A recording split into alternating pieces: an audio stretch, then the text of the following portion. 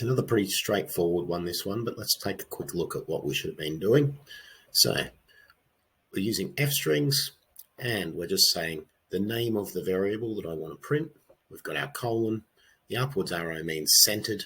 12 is saying 12 spaces is the gap in which it needs to be centered. Hero1 forename is the next variable I want to use. The colon. The right arrow says it's going to be right aligned over 10 spaces. Now, in the video, I think I used a left arrow when I wanted it to be left aligned, but actually left aligned is default, so you can just leave it blank. Left arrow will still be left aligned, but there's no need to add that.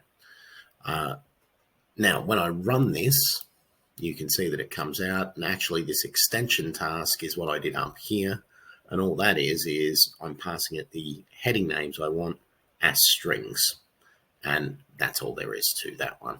So hopefully, if you weren't able to get it yourself, you understand what you've got to do now, and it's on to the next challenge, and I'll see you in the next video.